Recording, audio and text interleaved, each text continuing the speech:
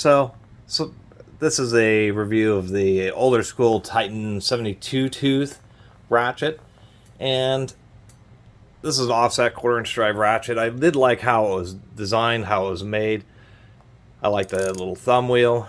Titan tools have always been like okay, but I had some reviews of their newer pairhead ratchets with the blue aluminum handles that I like, but a lot of people had comments about them locking up and having issues. Same, I've been beginning to have issues. The same thing goes for, or I shouldn't say the same thing goes for, but also their warranty. They used to all be lifetime warranty. They're a rebrander. They don't manufacture anything. But their warranty all used to be lifetime, and now it's just ambiguous on their website. Within 90 days, return it to the retailer, and within 90 days to a year, contact them, and you have to deal with paying to mail it back to them, and it just generally kind of sucks. Anyway, I'm going to do a little teardown, and I'll cut in my previous video, but I was noticing as I was fiddling with this just after I did that teardown, is it seems to do okay, but this, unfortunately, being a 72 tooth, it has twin paws, they're 5 teeth, and so I assumed that would work pretty good. I mean, it has a nice strong detent. I kind of like this hex style reverse lever here, but unfortunately, as I was using it, got a little skip. It seems to work better in the forward direction.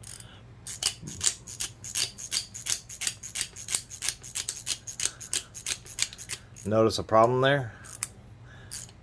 And it seems when this happens with, oh yeah, that's a real bad spot.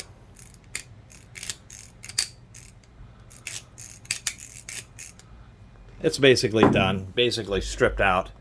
And that's real unfortunate because it seems that they attempted to do a little bit better job, and this is probably one of the reasons that I'm not super fond of super fine tooth ratchets in general. Some of them seem to work really well on the pair heads. When it comes to the round heads, you really need a kind of a specialty design. And this uses an NK or an SK style rocker pawl, which can work okay, but unfortunately, the nature of those kind of rocker pawl designs is they just don't bind up quite as well as my favorite style, such as what this old Mac is, this old Pencraft, this old Blackhawk. Notice the reverse levers all look similar. These are all built by New Britain, and they have a much more special design. Actually, let me cut in that quick opening this ratchet up so you can see the insides. The head is pretty large on this. We'll just do compare this to my vintage Mac here, which is a New Britain style, which has a extremely good ratchet mechanism in it. And we can see that, of course, being a quick release, you can get some more height, but since they have the thumb wheel and a big old quick release knob, we can see that it is quite a bit taller. If we compare the diameter of the head, we can also see that's quite a bit larger. So it's definitely a bigger ratchet. But at least it does have a nice stiff spring, so even on a socket like this, which does not have little undercuts, it still holds it pretty good. Let's go ahead and see if we can't knock this spiral spring out. I don't like how they've done this recess because it makes it a little harder to deal with. At least it has a pretty low anvil play, which is pretty good. A lot of round heads have a large amount of anvil play. This doesn't look like it's going to be the easiest one to get out of here, just because there just isn't a easy little notch. Usually on these they have like a little notch that you can get under and pull them out. So I'm going to have to fiddle with this. Alright, I was able to dig that out. What ends up happening is, as we can see, that there is no notch, so it's difficult to get at it. What I do is I put it down somewhere and I use one screwdriver just to hold and prevent it from spinning while I can push on the other edge to kind of get it to pry out. Once you get it started, though, you can just work it around. We can see that it is pre-bent, so that helps maintain a little bit of tension. And it kind of sounds like a twin paw.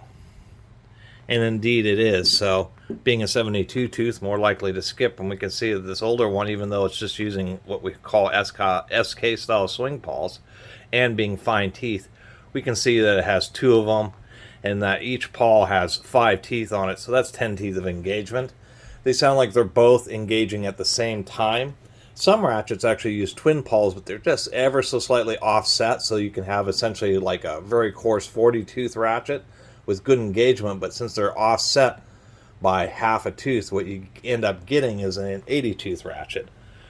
Not a lot else to say. The worst part about this is that these little rocker arms, they have a pin that goes through the top. That's what secures them. And then this cap here is what keeps it in place, and unfortunately we can't take those out. But I'll lube these up a little bit and put it back together. Now that you've seen the inside of this, you can see how those ratchet pawls, they rock up and they, you know, bite in pretty good, but just due to it being just a mechanism that rocks against the wall, as soon as there's just a little bit of wear on the internal teeth, it just wants to skip, because those pawls just want to ride on the slightly rounded teeth, like here. And then once that starts happening, I mean, it goes downhill real fast. Where with all these New Britain style ones, even as they wear, this one's super quiet. This Pencraft is really unbelievable. But none of these, I mean, I've had really good luck with all of the New Britain based ratchet mechanisms.